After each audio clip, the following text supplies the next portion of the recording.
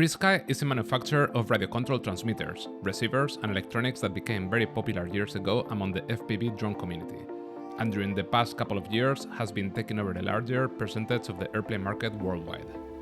Today I'm talking to Steve Schlesinger, more commonly known as FrSky Steve. He's the fixed wing segment manager for FrSky and one of the most prominent faces for the company in the US. In our chat, Steve gives us some used details about the just announced X20 RS transmitter. He also explains how the Tandem protocol works, what it could save your plane, how you should position your antennas, and perform range checks to maximize the reliability of your transmissions. We also chat about the latest firmware updates FrSky has been working on and what's next for the company in the future. Hey Steve, how are you doing? Doing fantastic. Thanks for having me. Yeah, thanks for being with us in the Skybound RC podcast. I want to say that you have like a lot of really great guests in the past, and I want to be here to help bring down the quality of the show. So thanks for having me. Really appreciate it. I'm sure it will be great. So let's see. I met you last year, probably around September or so, and I've been talking to you a lot since I switched to FrSky and I joined the team.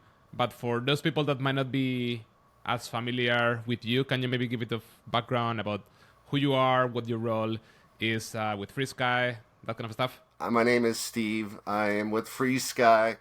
I've been with FrSky for going on 2 years in June, and essentially I am the fixed wing segment manager. So what I do is I'm the interface between the fixed wing community and FrSky. So I represent FrSky to the fixed wing community and the fixed wing community to FrSky.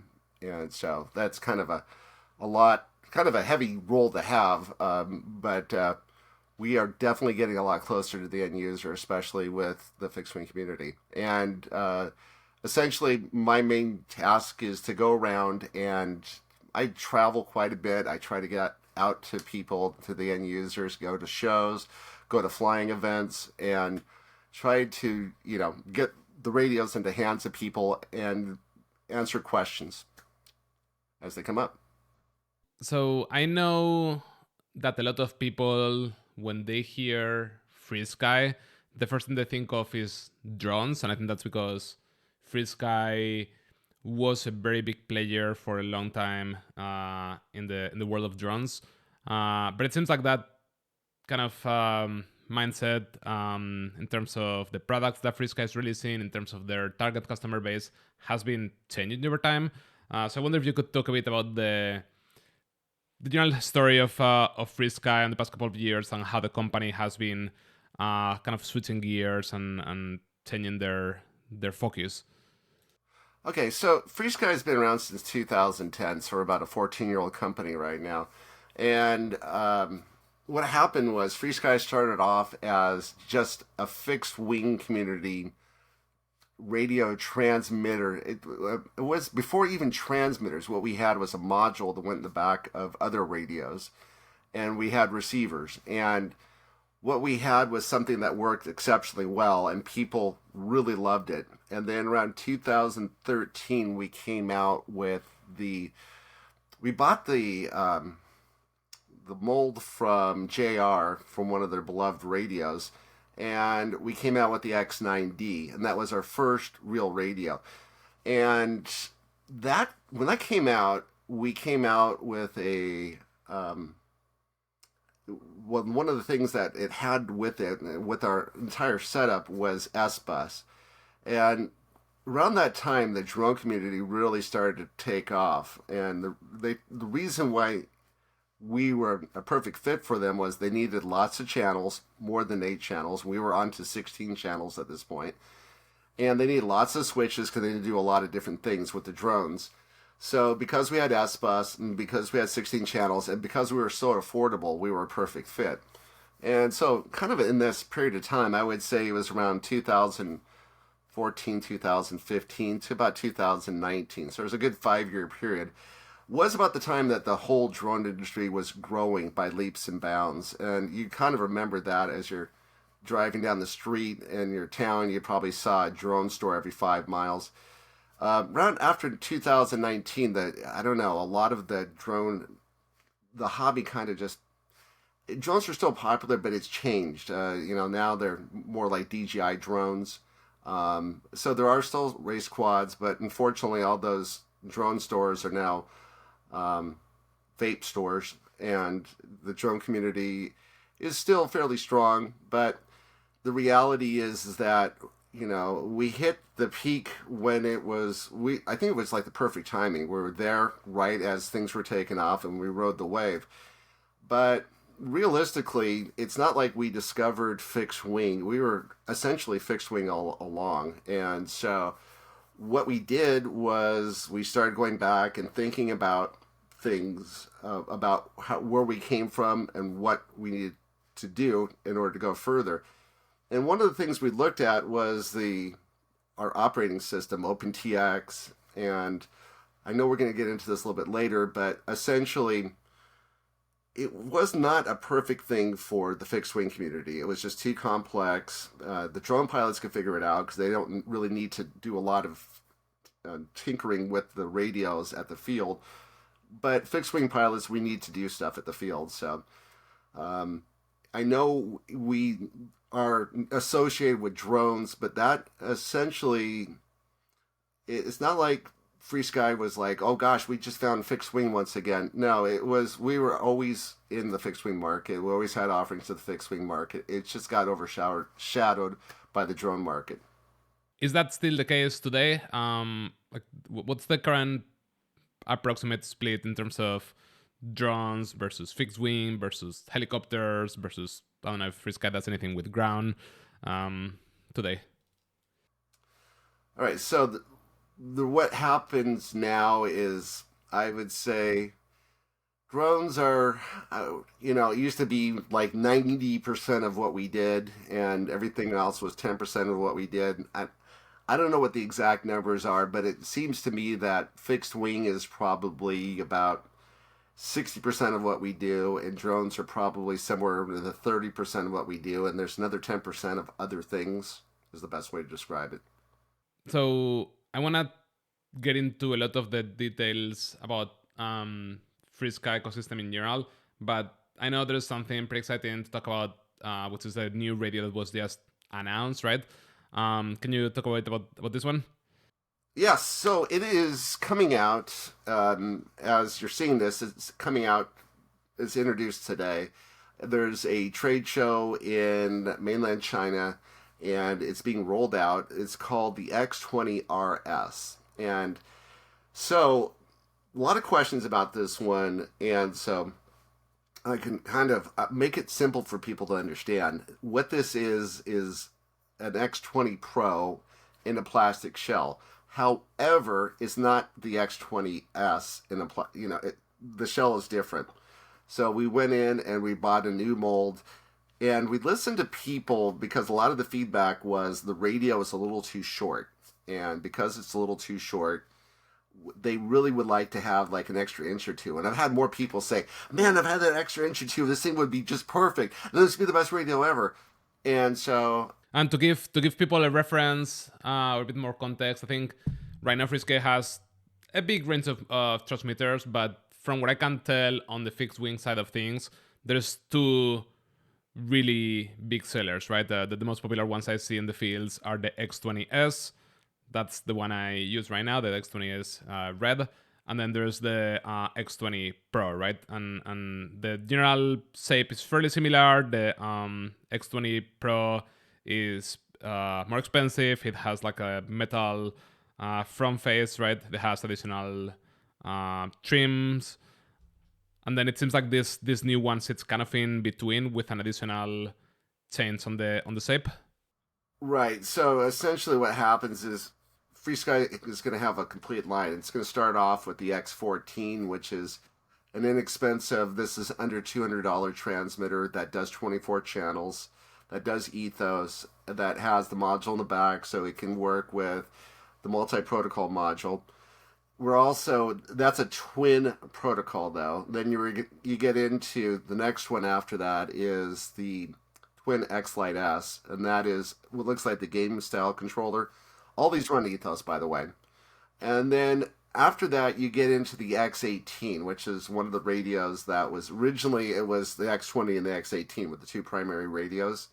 And the X20 was just one of those radios that people just, the X20S in particular, people just picked up and loved.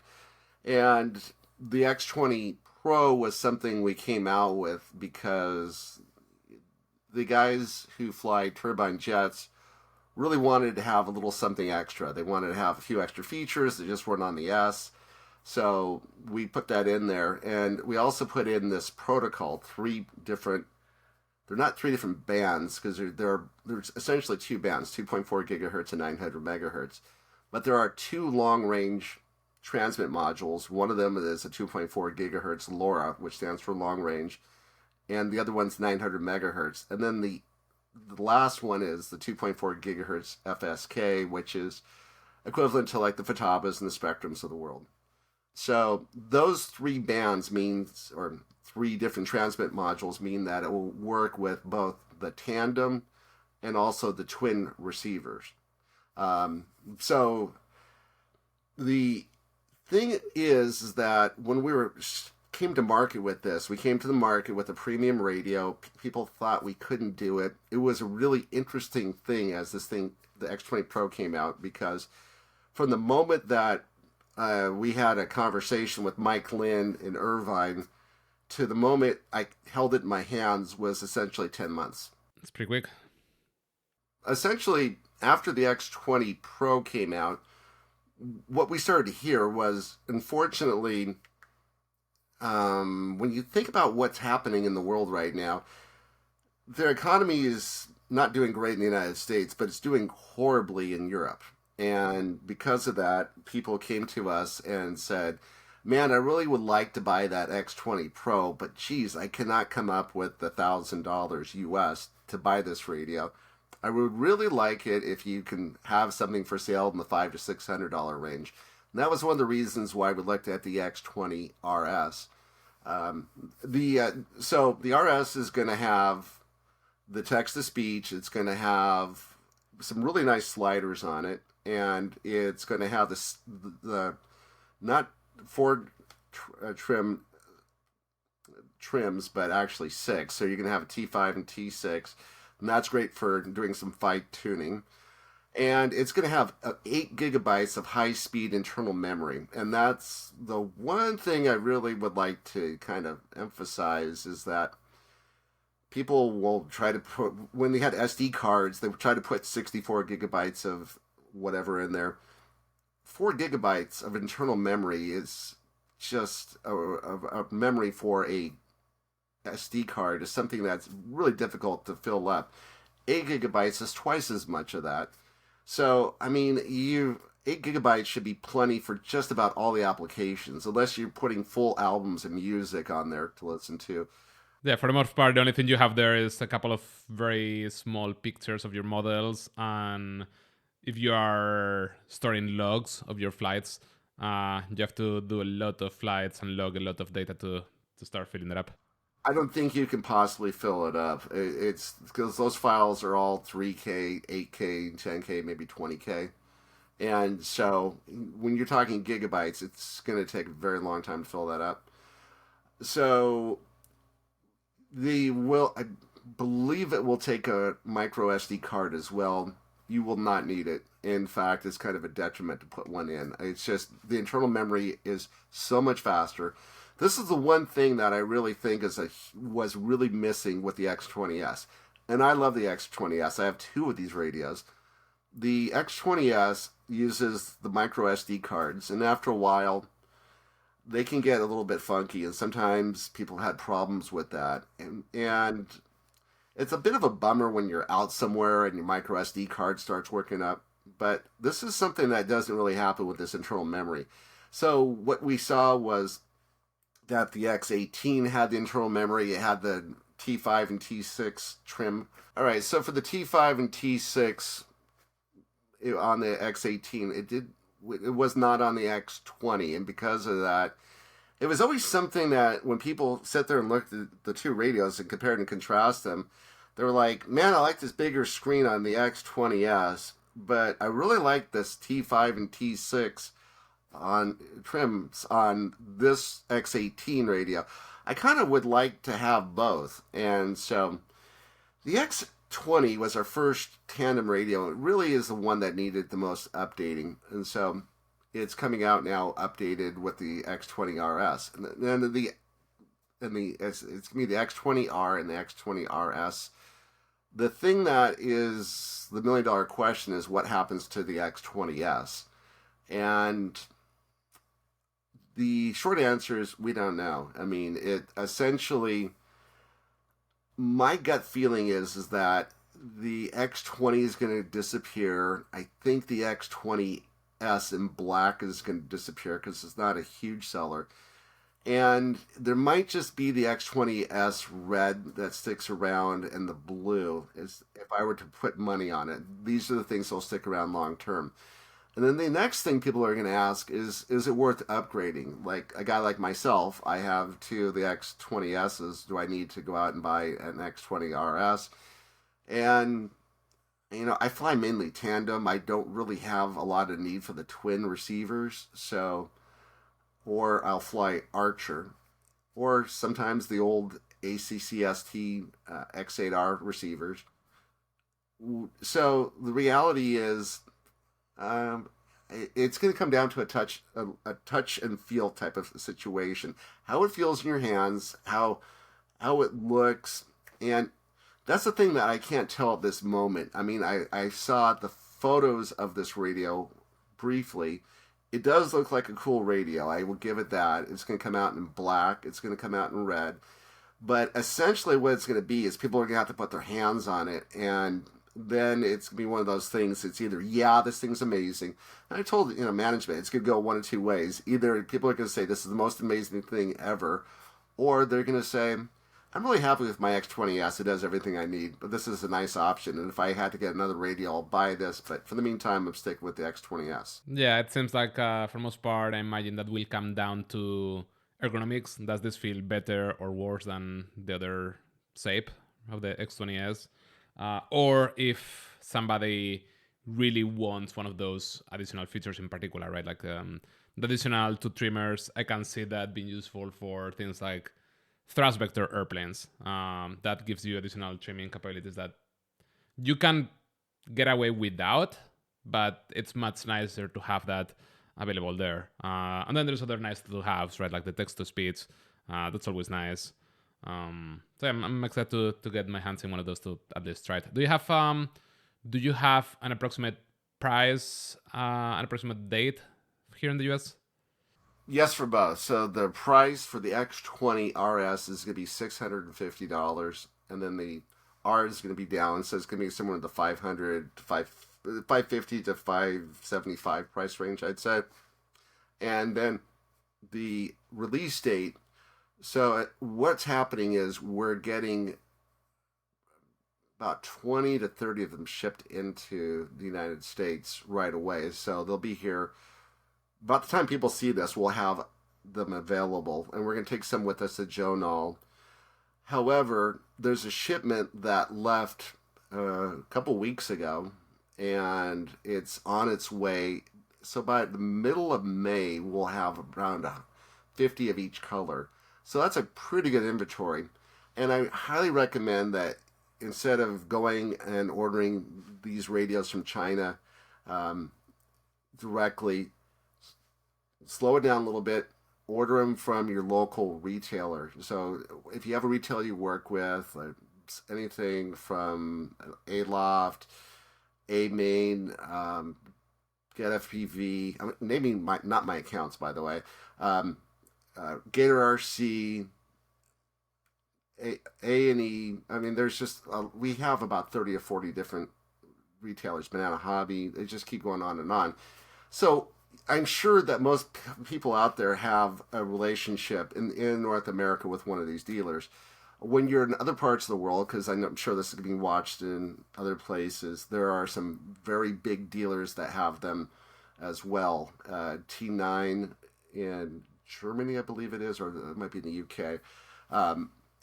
no, that's UK. There's another Ingle something in Germany. So these are the big FrSky retailers in these countries. I would absolutely suggest that you deal with these people directly. Cool. Excited to take a look at this. So you mentioned before a little bit about the Tandem protocol and the 2.4 and 9 megahertz, the dual band that a lot of these radios, all of the radios that we just talked about have.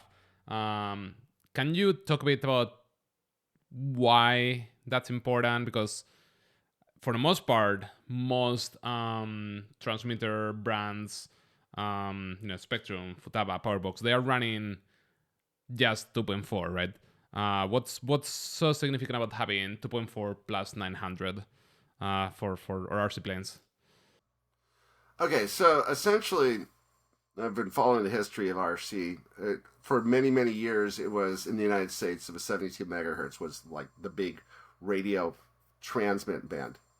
And what happened with that, it was a nightmare because what would happen is you're out flying your plane and you have your little flag up there and you're on channel 38, and then someone else wants to check their servos out or and then they turn on channel 38 and your plane crashes. So when 2.4 gigahertz came out, it was like, everyone, let's have a big party. We no longer need these flags. This is the most amazing frequency they could ever imagine. This thing it's so big, it's so vast. We can have 300, 400 people flying at the same time and they don't have to worry about stepping over each other. So 2.4 gigahertz FSK was absolutely stellar amazing. And that was around, as I call it, the turn of the century, around 2005 that came out, I would say. But what's happened since that time is we started to have some issues, and that is the amount of noise. There's so much of this out there, the 2.4 gigahertz, that there's issues with it. And then the issues is that I call it 2.4 gigahertz pollution. And then other things started creeping up as well, which is we're flying in sometimes very remote places, but we have infrastructure around it. So it could be something industrial like an oil well, or it could be something like turning on water for cattle, or sometimes these were light controllers for local highways.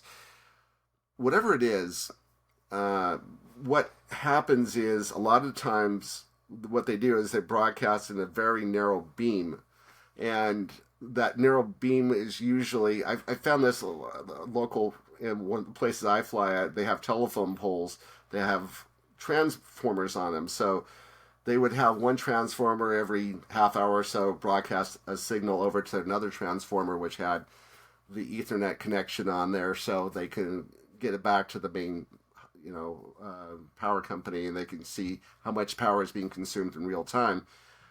The problem was that this beam, it's a very narrow beam that they broadcast, but sometimes they go over the legal limit, and sometimes it's just because it's a narrow band. If you happen to fly through that, your plane goes down. And we've seen this time and time again. And there's just been a lot of fields lately where these things are showing up in industrial, for one reason or another.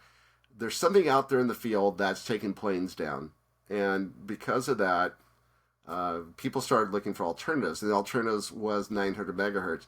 900 megahertz is a shorter wave band.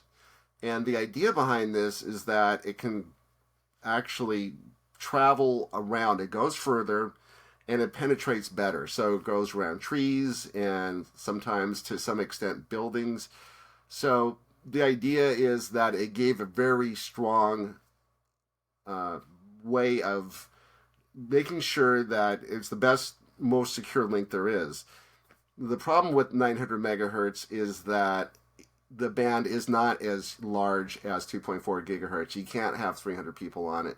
So most flying fields at one time you're flying, 5-6 pilots at a time. Not really a big issue. So what happens with Tandem is we start off when you're flying around, and I look at the log files for most of the flights I see coming in. It's 2.4 gigahertz, I say works about 99% of the time. The problem with 2.4 gigahertz is, and they always say that there's a killer part of the field.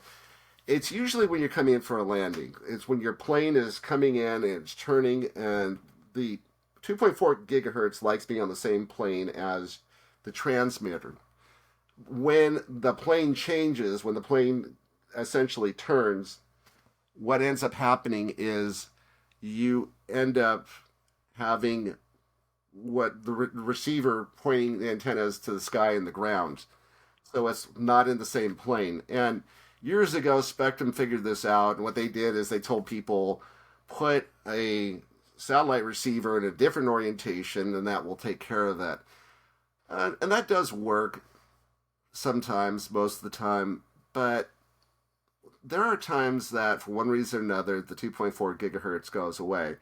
And that oftentimes is only for a very short period of time. When I look in the telemetry logs, it might only be out for a couple seconds, 2 or 3 seconds. But when it goes out, pretty much it's one of those. It's a difference between taking your plane home and putting it away safely, or taking your plane home in a trash bag. Yeah, even a single second of like data loss there can be pretty catastrophic with an airplane. Yeah, so data loss.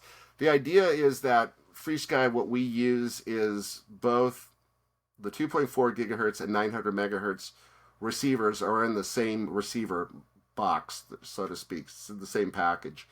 And because it's in there, you don't have to have any fancy wiring between the two receivers, setting up S-Bus or whatever else. It's a one simple plug-and-play solution, and it works brilliantly. Yep, yeah, so you have these tandem systems, both in the transmitter and the tandem receivers that are, that they usually come with like at least one 2.4 and one 900 megahertz antenna on both. Sometimes you have like two 2.4 antennas, right? And it's all part of the same package. The other company that is leveraging 900 megahertz to increase or improve reliability is Yeti. Can you talk about what's different between the way Yeti uses 900 megahertz versus the way FrSky Tandem does? So I consider Jetty to be probably one of our best competitors, and they've been around since, I believe, the 1990s. So it's a very good company. They make good quality products, nice heavy radios. I like their stuff. When it comes to how their protocols work, they're completely different. What they do is they use two 2.4 gigahertz receivers. So it's the same kind of redundancy you would find in Spectrum with the satellite receivers. So hopefully if one doesn't work, the other one will work. If it goes into failsafe, and that's a big if, which means that neither of them are receiving, then what will happen is it will go to 900 megahertz if you have a 900 megahertz receiver there. When you go to 900 megahertz, you will absolutely know it because it will feel different. The resolution won't be as sharp as it was on 2.4 gigahertz. This is what I've been told. And it's something that's noticeable, and sometimes it's only for a few seconds, like I mentioned before, but a few seconds will save you. So this was kind of like the way things were done for many, many years. What happens with FrSky, ours is a little bit different because what happens is both receivers are working simultaneously. We work with something called VFR, for valid frame rates. So what happens is when one receiver, the 2.4 gigahertz, when it starts, a frame is, there's 2 to 3 frames in a packet. So you heard a packet's of data. What happens is it keeps track of the number of frames it sends out. So about every 100 frames or so, there'll be like a little receipt in there saying, I sent you 100 frames. What did you get? And it will report back. I received back 90 frames out of those 100. Okay, so you have a 90% success rate. And your plane can keep flying until, we don't really worry about it until it gets below 40s. So the first one that's going to go away is 2.4 gigahertz. That's the valid frame rates are going to drop. And then instead of waiting for it to go all the way into failsafe, what will happen is the receiver will decide that this 2.4 gigahertz signal is degrading. However, 900 megahertz is still strong. So I'm going to fill in the missing packets or missing frames with 2.4 with 900 megahertz. And because it does it that way, you can't tell the difference. The only way we could tell the difference was you would get a low VFR warning. And for about a year and a half, I'd say about 8 months ago, we changed this. We used to have it turned on so that when you got to a point where your valid frame rates on 2.4 gigahertz drop below a certain level, it will announce, hey, low VFR warning. But that freaked the people the hell out. I mean, I had people calling me at Sundays screaming at me like, is this thing about to crash my plane? You know, and like we'd look at the telemetry logs and like, no, you were nowhere near close to crashing. So what I finally was able to do is convince management to get the engineers to get rid of that. We don't want to get a 2.4 gigahertz low VFR warning. If you get a low VFR warning, it means both you've exhausted 2.4 gigahertz and your 900 megahertz is getting, 900 megahertz valid frame rates are getting low. So you really should turn the plane around. And if you're getting that, it's usually an issue with the placement of your antennas, or perhaps you should turn up your milliwatts on your 900 megahertz, and that's in the RF section of the transmitter in the Ethos. So, if I understand correctly, it sounds like with FrSky Tandem, you are prioritizing 2.4. Once the 2.4 signal degrades enough, you start bringing in packets from the 900, and then you end up using both simultaneously until 2.4 gets back into a good state, and then you just use 2.4 only.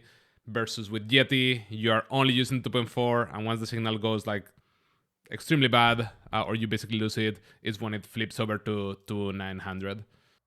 Essentially, it has to give up, and then it will say, what other options do I have? If you don't have the 900 megahertz receiver with Yeti, well. I think it's common enough to see 900 megahertz receivers in Yeti setups for like very expensive planes, like, you know, your like $15,000 jets. When people have smaller planes, a bit less common, because like adding complexity, adding cost. So that's definitely something nice. I think for me, pretty much anything that is not like a tiny electric plane, I use Tandem receiver because the price is so relatively cheap, and it's a lot of peace of mind to have there, like the 900 in addition to the 2.4. The one thing I will say though about 900 megahertz, I mean, I know it's great to put these in planes that are turbine jets, and yes, we do have these receivers flying in $30,000 turbine jets, but it's not really a price thing for a lot of people. It's kind of I spent my time working on this, and maybe you have a, I don't know, $500 plane, $300 plane, but you spent the winter working on it and you have hours and hours into it. And it really sucks to bring that thing home in a trash bag. So the idea is that these things are affordable. I mean, our least expensive Tandem receiver is $40. So it's very affordable. That's for a 6-channel. And, you know, this is something, if you have something nice, like the Viper jet from E-Flight is $650. It'd be perfect for that. Or if you can afford it, I would say an even better solution for the Viper jet would be the TDSR10, because it's a 10-channel receiver and it's stabilized. So things like that. And that's about a $90 receiver. And so, yeah, they're affordable, but the thing is that we just want to bring our planes home. We want to enjoy them, have a great time, and bring it back, and not have to cry at night.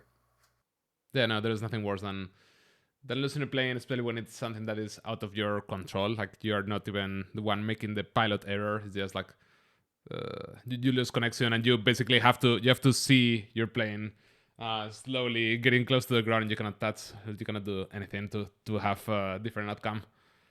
Yeah, it's interesting because I fly with a bunch of guys on Sunday mornings, and occasionally I hear one scream out, "I don't got it! I don't got it!"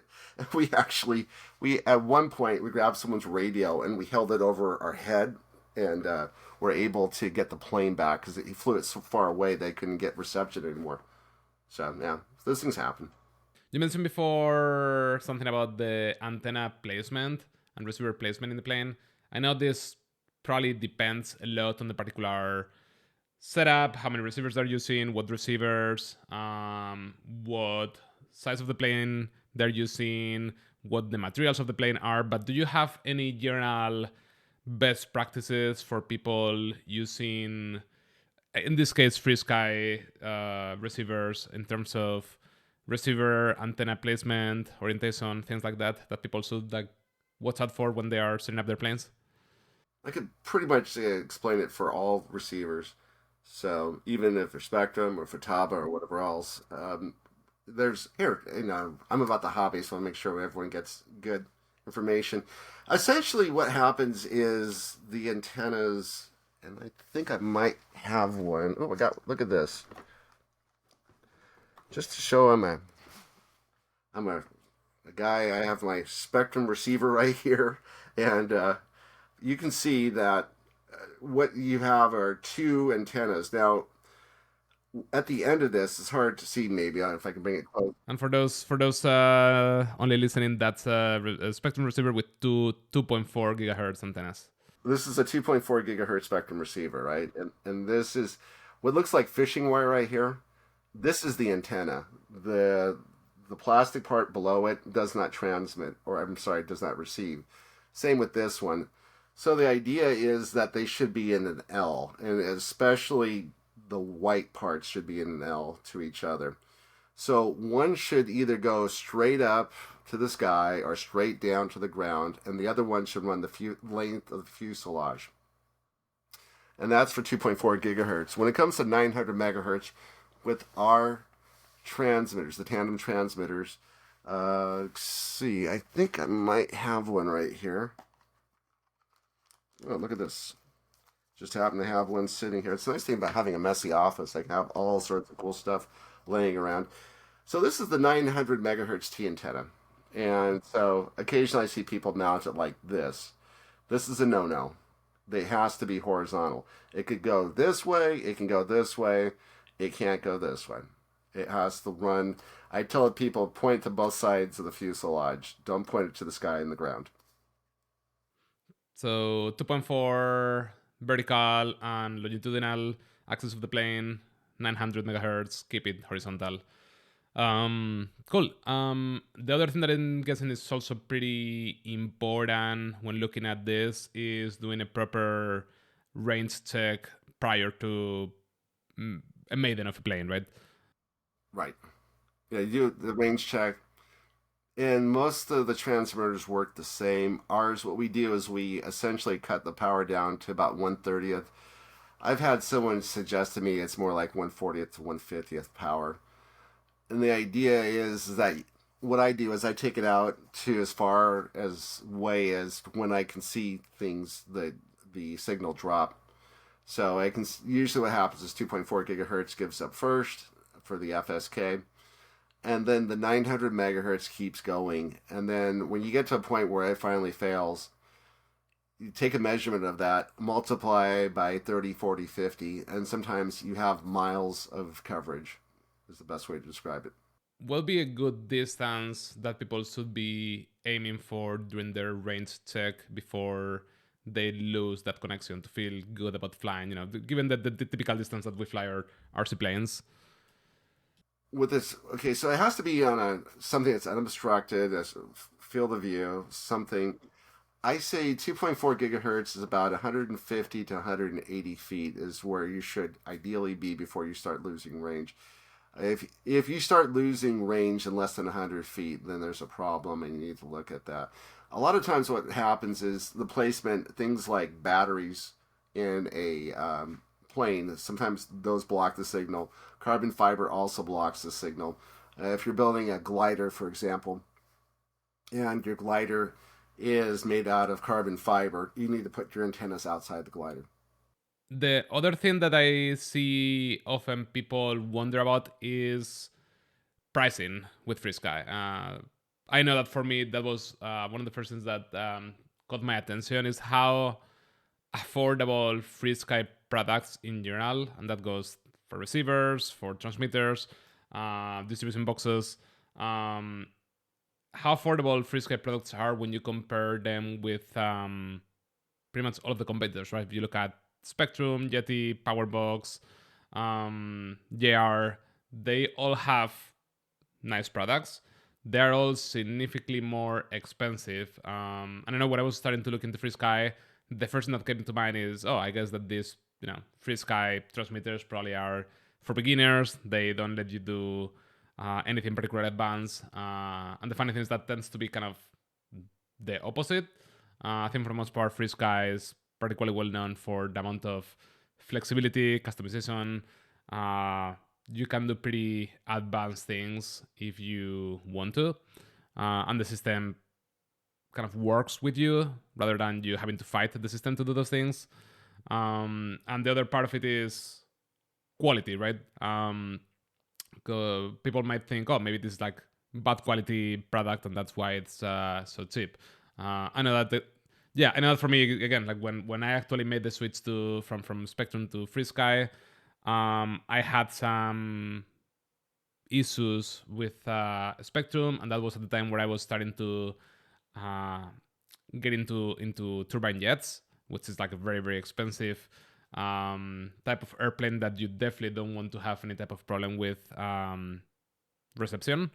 And I honestly didn't care about the cost of the transmitter. I just wanted to have the most peace of mind knowing that I was using the best possible system that would decrease the options or the chances of having a link drop and crash a $10,000-$15,000 airplane, right? But I'm sure that I'm not the only one that had those initial thoughts when seeing the pricing of FrSky. So I wonder, you talk to a lot of customers or potential customers. You talk about this type of stuff a lot. So I'm kind of curious to hear people's perception on pricing and you being part of FrSky, to hear your thoughts about how FrSky approaches pricing, quality of their products in a market that typical price is a bit higher or significantly higher than what FrSky products tend to sell for. Oh, address quality first of all, because that's the easiest one for me to handle. A couple years ago, I was at a flying event and I met Dirk from Pacific Jets. And I sat there and I started giving the sales pitch about FrSky. And I went, yada, yada, yada, yada, right? And Dirk said, okay, great. Okay. And he said, here's a guy you could send, he's one of our main guys in the company. You could send him a radio and he'll review it. And if he likes it, we'll carry it. So what I didn't know was when I sent the radio to this guy, Jeff, in the South, and he ended up giving it to somebody else, and the guy disassembled the radio and took it and put it under a microscope. He does is he evaluates quality control for the, I would say, military and aerospace. And so they took a look at the radio, in a way that most people don't have the ability to look at the radio. And they were beyond impressed. And the thing was, what they told me is, they said, like you were mentioning before, turbine jets, these things are $30,000. If this thing is chintzy and cheap, we don't have time for it. I mean, Dirk is just that kind of guy. No, hell no. And 5 years from now, it will still be hell no. This was my one shot. And it was just one of our random radios that we sent to him. And, the quality is exceptional. Now, what happened, the quality price thing, how this all got started was the people who started the company, the owners, it's still the same people. They are engineers. They're not salespeople. So they did not think about marketing or anything else. All they did is they came out with a module and receivers, and they started selling these things, and everything was kind of like, well, I could sell it for this much and still make money. So it was always, especially when dealing with things out of China, it always starts off inexpensive. And the reason why is because if we were, trying to get Futaba money, Futaba was the big brand at the time, for our receivers and transmit modules, it would have been a harder acceptance. So after that, I mentioned the drones, how the drone grew, and it was us and Futaba, and we were the cheaper alternative, and we got the lion's share of the market with the drones. But the difference is that it was never, quality was never really something that we ever took second place. And it was always something that they've always worried about. We have to make sure we have the best quality products. And I mean, working with FrSky, there was a time when we had a bad batch of TDR10s, and this was around March of last year. And I knew when this came out because there were probably like 10 receivers. And I found all 10 of the people, they contacted me, like, we had a problem with these receivers. And I could tell kind of like when they came out. The quality, it was, some of these, for whatever reason, they didn't do such a great job of soldering the receivers, and some of the ends weren't exactly perfect. And then there was a quality control issue that went on for maybe, I would say it was probably a couple days before it was caught. But we haven't had that issue ever since then. I mean, the quality control issues that we have, we get back very few products, I would say, that are faulty that we have to replace. So it is, the quality is exceptional. And the thing that I tell management all the time is, I say, I know these people, I know them really well. Not only do I know them, they all have my cell phone number. So with their problems, I hear about it. And when I hear about it, you're going to hear about it. So the thing is that we can charge an extra $10 a receiver, and people will pay it. What we can't afford is to have people lose their planes. So absolutely reinforce 1,000%. Quality has to be superb. The price thing is because prices were based off of selling radios to kids who are flying drones. And a lot of time this was their birthday money and their bar mitzvah money. And they didn't really have the money to pay for the stuff. So it was always kind of like, that's where it came from. And coming into the plane market where, yes, all of a sudden you have a transmitter that does more at $500 than our competitors do at $2,000, it gives you an opportunity. On one hand, you can sit there and say, this actually came down to the X20 Pro. It was the original plan on the X20 Pro, before they figured out how much it actually cost to make this thing, was to sell it for $600.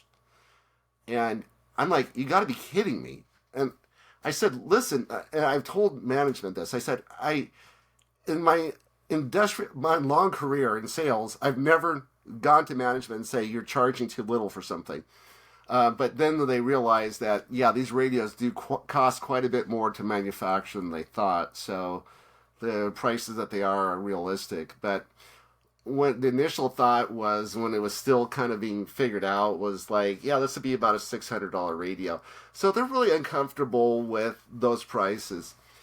On the other hand, what I've kind of noticed also is that a lot of these guys are flying turbine jets, a lot of them who fly with those expensive radios that you mentioned before.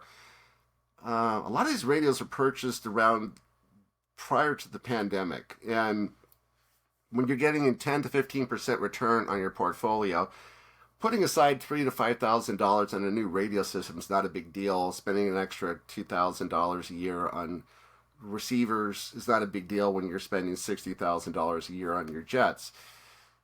We're kind of a different world now, post-pandemic, and all of a sudden, as I mentioned before, there's issues in Europe with affordability. We're just kind of in this world now where things kind of have to make sense. And what I've kind of noticed was the reception I got at the flying field. Like the first, I'd say 6 months, people would walk by where I had my stuff set up, and they would walk by and they kind of like give me the look like, oh, there's that cheap Chinese stuff again. And then after about 6 months, they would walk up to me and say, listen, I'm never going to buy your radios, but my friends like your radio, and I want to look at them. And I knew that was something, but when we came out with the X20 Pro, all of a sudden I saw those people who would never buy our radios with the X20 Pro, because it's just really a fantastic radio. So that's kind of where we're looking at as far as FrSky. What I'm trying to help them out with is that you don't have to have the low price solution. You have to have the best solution. And the best solution might be a little bit more money. It's okay. We can get, people will pay more for it if they perceive the quality is there. Yeah, so definitely the quality, the price point, the flexibility, FrSky are all big selling points. I imagine that one of the typical issues that you might encounter when you're talking to people thinking or considering switching to FrSky is that fear of switching to a new system, right? Regardless of a FrSky or something else, switching transmitter brands comes with some friction, with some additional homework for the new pilot that is grabbing the new transmitter and needs to learn how to program their new plane. How has your experience been bringing new people into FrSky? Do people get into it pretty easily, pretty quickly? Do people struggle with certain parts of the system? How does it usually go? I think the thing that's scared me the most, we have a field rep in Texas, 14 years old, and he got the radio. He figured it out in approximately 45 minutes. He had pretty well figured it out. He could do what he needed to do, the basics, and he kept going from there. So, so some people adapt to these radios amazingly fast, or I think you were one of the guys who picked it up fairly quickly because you had experiences with other brands before, right? You had Spectrum, and before that, what else did you have? Many years ago, like my first couple of radios were Futabas. I had the Wetronics when that was a thing. Grabner, most recently a Spectrum. Right. So I think Futaba is great for us because that's a pretty difficult radio system to figure out. But it does train you to think about radios in a way that if you can figure out a Futaba radio, then our radios are extremely easy to figure out. And it's because all the information with all these brands are all in there. So they all do dual rates, they all do expo, they all do some kind of mixing. It's inside of our transmitters as well. What I've been with people is I've been very realistic. What I don't want to do is I don't want someone to buy the radio and knowing that they're going to have a problem with it. And, down the road. And I tell them pretty much point blank. I mean, some people will walk up to me at a show, especially people who are older, and they say, hey, is this easier to learn than Spectrum? And what they're really asking me is, I can't figure out Spectrum super well. Is this going to be easier for me? And the short answer is no. And, the thing is that if you don't really understand a radio system, and Spectrum is not a very difficult one to figure out, then you'll have a lot of difficulties with FrSky.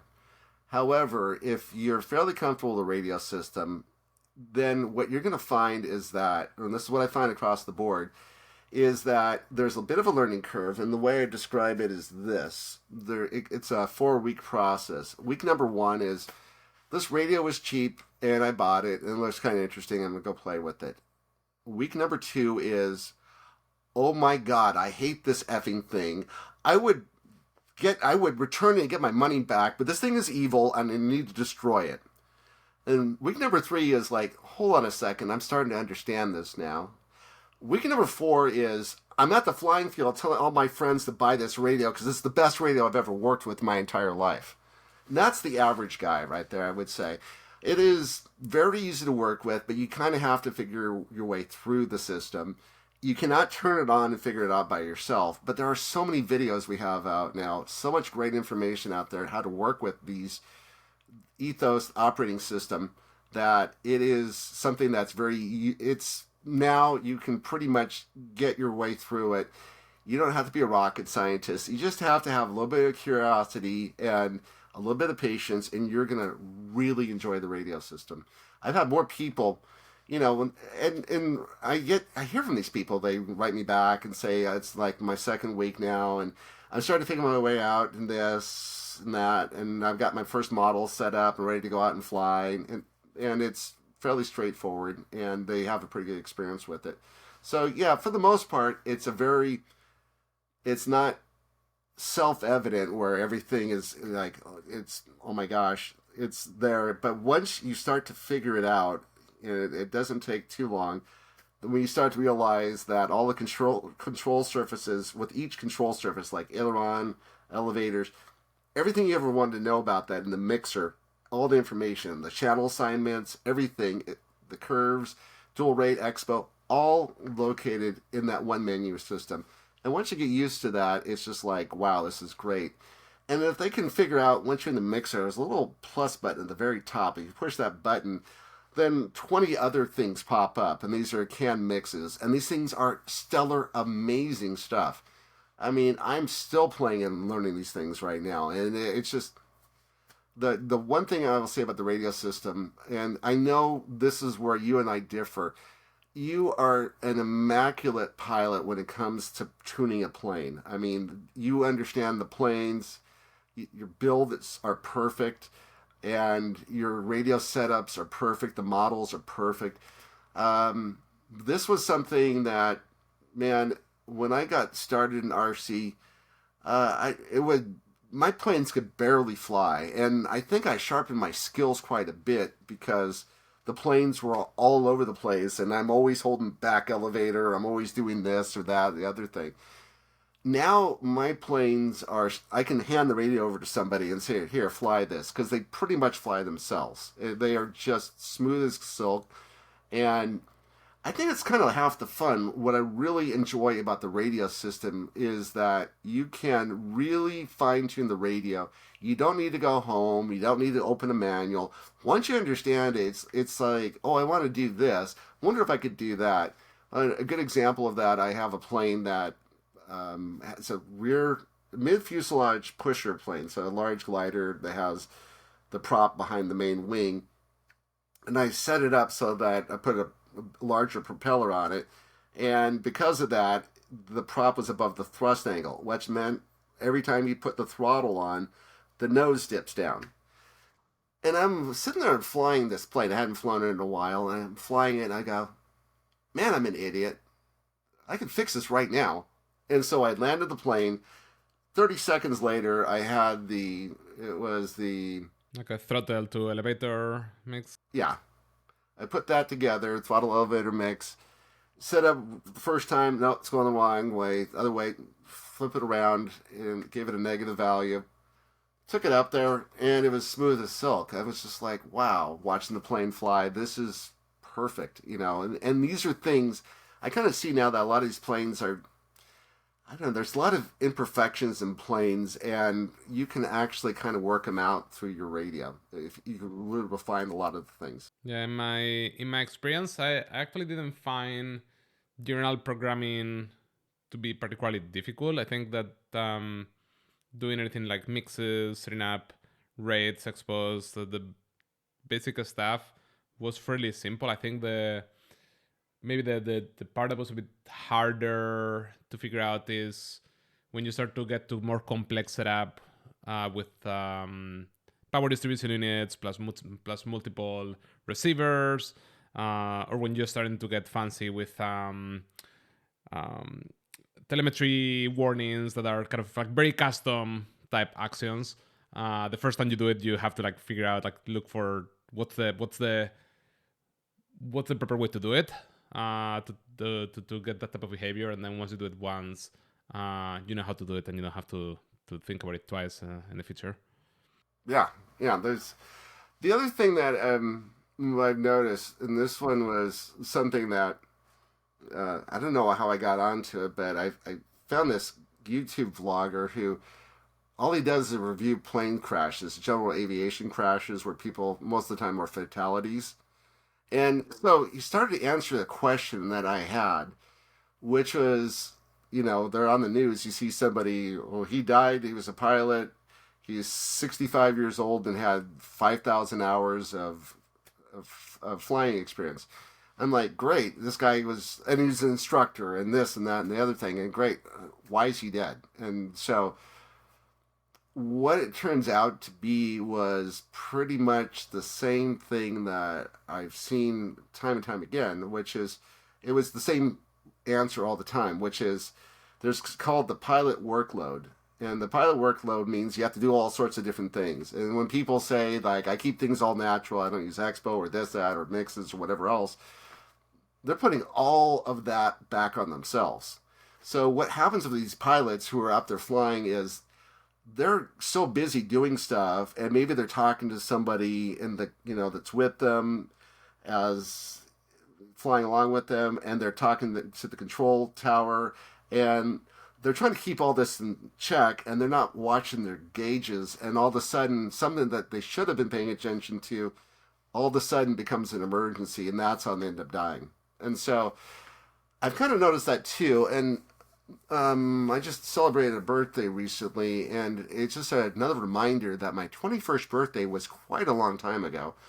And the one thing I think that happens as you get older is just keeping track of all this stuff, in real time becomes an issue. And it's just one of those things that realistically what we want to do is we want to be in the moment. We want to be enjoying flying and things like that. So to me, all these different mixes where it makes your life easier. I mean, it's really easy when you're sitting there and you're just getting up for the first time, and you're trying to avoid trees or whatever the situation might be in your takeoff. And then all of a sudden you're like, man, I'm making all these really horrible turns because I'm not mixing in my rudder. And when you have a rudder to aileron mix already set up, or aileron to rudder mix already set up there, it just makes it easier. You don't have to remember it. It's already set up in your plane.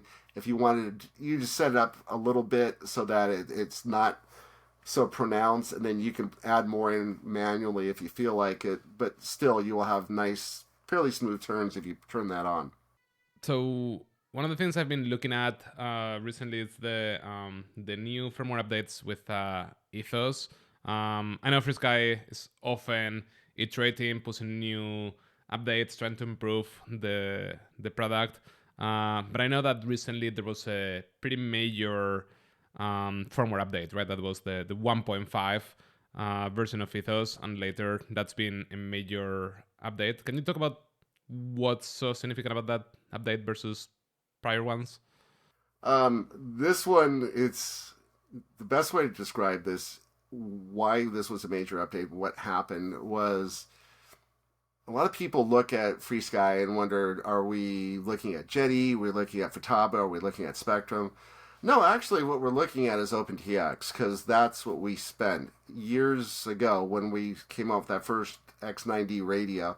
We needed to have a radio firmware to work with, and what was on the market at the time was an open source project called OpenTX. A couple of years into the project, one of the main developers, we kept asking favors from him. Can you do this? Can you do that? And the guy's like, listen, bud, I got a full-time job. I do this on nights and weekends. So we said, what if you didn't have a full-time job? What if you worked for us? And so he would like, I would like that very much. So for about 5 years, the OpenTX project, even though it was open source, was funded by FrSky. And what happened was these radio systems were very limited on the amount of hardware, the actual microcontrollers that were inside these radios, by today's standards, are very limited. However, the code was so well written that they were able to do a hell of a lot with this. And what happened by the time 2021 rolled around, the bar was set so high with this that when we were writing Ethos, we decided, well, I'll explain why we had to write Ethos in a moment here, but that was the bar that we looked at. This is where we should be at, is OpenTX. And the reason why is because we saw a lot of FrSky pilots who, were flying with OpenTX. Not a lot of them, but they would come up to us and say, I really do miss things like the ability to look at my data logs, and I've missed the ability to look at. There's one thing that they just loved, which was the self trims. The idea that instant trim is what they called it. You're flying and you can hold the sticks in a certain position, push a button, let go, and your plane is trimmed. So you can just hold the plane level, push a button, let go, the plane is now trimmed. At the end of the flight, you can go back and set it to sub trims. It was amazing. And, man, I just heard about that all the time. Anyone who ever flew FrSky, I love that instant trim. Where's it at? So to us, what the standard was to get up to this level. And there were a number of other things we needed to add in there as well. We had logical switches, but we didn't have global variables. So that was missing, and that was important to some people. And so all these different things, we also needed to update the transmitter Ethos so that we can put in things like we needed to put in the stabilized receivers needed to have. The best way to describe what happened with that was before Ethos, we only had 3 or 4 stabilized receivers. Now, after Ethos, we have probably 20 different stabilized receivers. Each one of those stabilized receivers is going to take time for us to write the code. And that is a project that's going to take approximately 3 to 4 more months from right now, where we have to write the code for each one of those stabilized receivers so that we could bake it into Ethos 1.5. So Ethos 1.5, in my opinion, should have been, this is the Ethos that we should have had in the first place. This is what we should have come out with. What happened was we looked at the microcontrollers that we had. The microcontrollers that we have right now, or prior to this, were kind of hitting their limits as how far we can push them. And when we looked at Ethos, what we wanted to do was to get to the next level. We wanted to have the cell phone simplicity. We wanted to have it be more robust. This meant a larger microcontroller, and that was the H7 microcontroller. And we decided to write for that microcontroller. Unfortunately, all the code base with OpenTX and everything else would not work. It would take a rewrite. And by that point, we kind of knew the limitations of OpenTX anyway, and we knew where we made our mistakes, and we decided to start from ground zero. And that's what Ethos was. It was kind of like it as a more robust microcontroller, but it's also, we simplified things. We don't have an input, a mixer, and output. It's just now mixer and output. It's one of the main things that's different about it. And there's just the ability to do things like logical switches now. You can actually name your logical switches, and you can actually put nodes in there. Same thing with global variables, or we call vars. And you can also put in more lines of code. And I know most people don't really care to know how many lines of code goes in the mixer, except there are a few guys who fly gliders who want to put in over 100 lines of code in the mixer. And you can do that with Ethos, whereas OpenTX limited it to about 64 lines of code before it was maxed out. So there's a lot more robustness about the Ethos 1.5. So Ethos 1.5 was a major hurdle to get over. Unfortunately, what we kind of got to was your radio had to be up to snuff. So the main things were the bootloader had to be up to date, and you did have your internal module up to date. Those were the two big things. And occasionally what would happen is someone would try to install the Ethos 1.5 and their bootloader wasn't up to date. And because the bootloader wasn't up to date, it couldn't fire up the radio once again. All they got was a black screen and like, oh my God, I killed my transmitter. So that's where I think some of the, oh my gosh, this is horrible, this update's bad, or whatever else. Not really. It's actually, once you go through the process, and we have videos out explaining how to do this, what you should be able to do is, once it's up to Ethos 1.5.4 now, it is fine. I mean, if people were crashing on Ethos 1.5.4, I would be hearing about it by now. And people are having, for the most part, a good experience. It's just the only issue they're having is getting to that level of getting the radios updated. Yeah, basically you want to update everything, every part of the radio and your receivers. You don't want to have a mix of all firmware on the radio with a new receiver or something like that. Yeah, and Ethos Suite fixes that now too. Like, once you get your internal module up to date, it will keep track of this from Ethos 1.5. It was like 1.51 that came out. It keeps track of your internal module, and it will let you know if you need to update your internal module. And that's something else. It's not quite in Ethos Suite, but it'll be really obvious if your internal module's bad. Before, there was no indication of it. So, it's going to get a lot easier. Looking ahead, we've talked about a lot of good things about FrSky, but of course not perfect. Looking ahead, what do you envision the main areas for improvement that FrSky has that you want to be looking at and hopefully improving in the next year, 2 years, 3 years? One thing I would like to mention as we start talking about looking ahead was one thing that I've heard from people, which was the update cycle. Typically what happens is that when we get started with an update, well, the best way to describe it, for example, someone the other day mentioned to me, he said, why don't we have S-Bus in beyond the last channel pin as well as the first channel pin? So I'm looking into that right now and figuring that out. If it's an update, it will be a firmware update that people will have. And I look at this and I say to myself, for about 10% of the people, this is a huge deal. For 90% of the people, they don't care. They're not going to have a second receiver hooked up on pin 1. And on a stabilized receiver, it's not going to be a big deal whatsoever. So what we're looking at first and foremost is an update cycle that kind of mimics the flying seasons for people. About 88% of the world's population lives in the northern hemisphere. And because of that, what happens is we all kind of go through winters and summers together.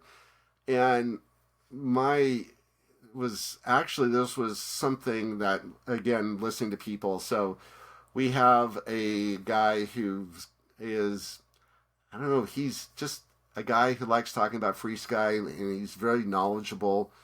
And about 5,000 people follow him. That's Richard Guy. And so when I talked to him, he was mentioning to me, he was like, well, you guys, please slow down on these updates. It's driving me nuts, and people are getting a bit flustered with this. So I had a conversation with him, went home and thought about it, and saw him again the next day and proposed this to him.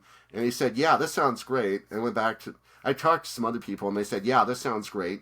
Talked to my management about it and said, yeah, this is something we can do. And that is, we're going to have an update cycle that revolves around the flying season. So from February 1st to October 1st is your flying season for the most part in the northern hemisphere. And because it's a flying season, we're not really going to push out any updates unless it's something majorly significant or it fixes a critical bug. So what we're doing is taking a lot of these updates and we are going to push them off, these small incremental updates, and we're going to just make them available for people who might be having an issue with it. But we'll pick them up again in October through February. So that's going to be one major change I think a lot of people are going to look forward to. I think this is going to come down in the year 2025. It's a little late in the season, and plus we have this major Ethos 1.5 updates we're still working on. But yeah, I've told them, please slow it down. Now, as far as where the company is going, man, I wish I could buy stock. I wish this was a stock company because I would absolutely buy stock in the company. we have a factory that's almost done in Thailand right now. It's essentially 4 times the size of what we have right now.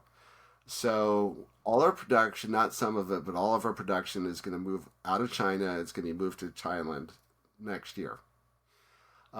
We are planning to do some things in the market that are really, we're going to keep pushing ahead. That's the best way to describe it.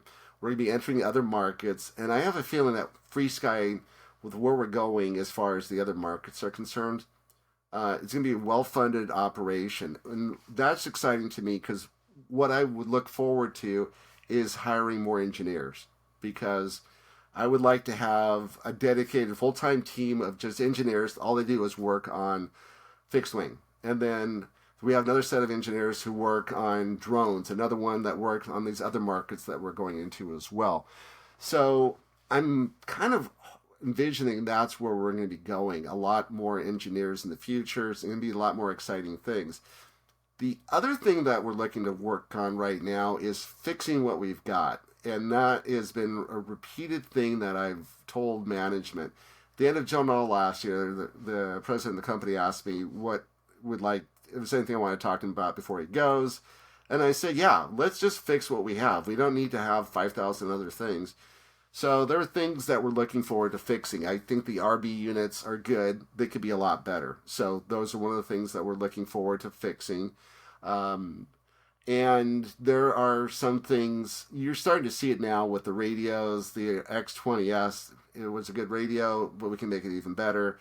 We have 900 megahertz only receivers that we haven't really touched in 5 years. And those are going to be updated this year as well. So there's a lot of things where we're going to look at it and really kind of hone in on it and make them better. I think that the other thing that I'm really trying to work on right now is corporate communication, which I think is one of the weakest things about FrSky is our ability to explain to people what's going on. And so we have someone right now we're having them work on the first manual. This is somebody that I've known for a very long time. Very proficient, very good. She looked at the manuals we have right now and was absolutely amazed we put them out because they didn't make a lot of sense. So, yeah, they could be improved. Yeah, so I'm hoping that this person will move up in the organization to doing corporate communication because a perfect example of this was there was a critical bug fixed for Ethos 1.54. You need to update to this immediately. And because there was an emergency mode issue. So I finally bit the other day and asked, okay, what's this emergency mode issue? We're telling everyone they need to update to version 1.5.4. The reality is, it was if you flew with a Zycor turbine, and then you also had a Lewis script for something, these two things were fatal together, and they would cause an emergency. It would essentially shut the radio down, which is great that they were able to fix it, but that is probably 1/10 of 1% of the whole market. And why everyone the other 99.9% needed to update their transmitters is not really that crucial. I see. So I would say in closing that the innovation, FrSky is never going to stop making and improving. It's always the one thing. Oh, the other thing I really should mention is the servo line. Our servos right now, they're good, and we got you some servos to look at. It was the MD servos, right? You put that in your 60 size plane? Yep, the 5301s. Right, MD 5301s. So that one was the first of a new batch of cordless servos. And so the idea was the servo line is something that, for me personally, I think that is going to be the thing that we're going to keep improving on over the next 5 years. And because the reason why is because it's a really good market to be in. And our first attempt, we had some hits and some misses. And what I've noticed is that when they first rolled out, a lot of these servos got discontinued because we felt we could make them better, or they just didn't sell very well. And I really do think that within the next couple of years that the FrSky servos are going to be a force to be contend with. They're very good right now, but I don't know, that new MD servo is the first of many more servos like it, and the specs on it look like they're best in class.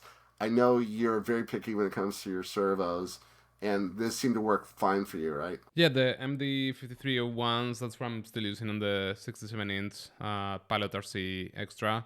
It's been working great, and I had Theta servos before that I really liked, so I had like a pretty good reference with the exact same airframe. So yeah, pretty happy with that. I'm definitely excited to see new future iterations of maybe the bigger servos. The other thing I will say about FrSky is that the Ethos, what we're working on right now, this is going to be it for like the next 10 years. So it's going to keep growing and growing and growing and growing. It's going to be, because it's a new microcontroller and everything else, it is, right now I'm starting to see things get added to it. We're starting to see third-party vendors popping up, and you're going to see a lot more of this, a lot more people with Lewis scripts coming out that will do a lot more customization of the radios. They're going to work with a lot of other brands. We always look forward to working with other brands as well. So you'll see a lot more of that in the future. You're going to see that it's going to be, because it is so robust, that a lot of really neat things are going to pop up for the FrSky transmitter. The one thing I would really love to see, and something I'll push for, is something I've seen this quite a bit in other things where they have the basic mode and the advanced mode for the Ethos for everything. So I'd like to see Ethos have a basic mode set up in it where it gets rid of everything you don't want. And I've seen this in other operating systems. What they do is they have tiles you can turn off. If you don't have any interest in global variables or logic switches, just turn those things off. Yeah, trying to make it user friendly for beginners or for people that don't care about this extra functionality, but still letting more advanced users do whatever they need to do. Right, and then the ability to move the tiles around so you can kind of put them where you want them to be. Hopefully someday it'll be in color, things like that. But the idea is that we're looking for it to be something where you have a lot more flexibility. It's going to be a whole operating system. Essentially, the best way to describe it is Ethos is like a cell phone, and we're going to have a lot more apps coming out for the future, third-party apps showing up for this. We're starting to see them right now. More are on the way. Cool. Looking forward to checking it out. Cool. Yeah. Well, I don't want to take more of your time. I think we've already been here for like almost an hour and a half. But I think there's a lot of good info for either existing FrSky users or for people that are considering looking into it or making the jump. So thank you so much for taking the time. Well, thanks for having me, Juan. Really appreciate it. And I'll make sure to put some links to learn more about FrSky on the description. I know that the Facebook official FrSky group is like super, super useful for either new or existing users to get more information about what FrSky is working on, or if people have questions about how to do certain thing, right? Or what will be the best setup for their planes. And I think you are pretty active there too, right? Yes. And then the other thing I would say is, if you can make it to Jonal this year, this is the best year to come to Jonal. Not only will I be there, and FrSky Ben and the rest of the FrSky gang, but we are going to hopefully have the new Tandem X20 RS transmitter there as well.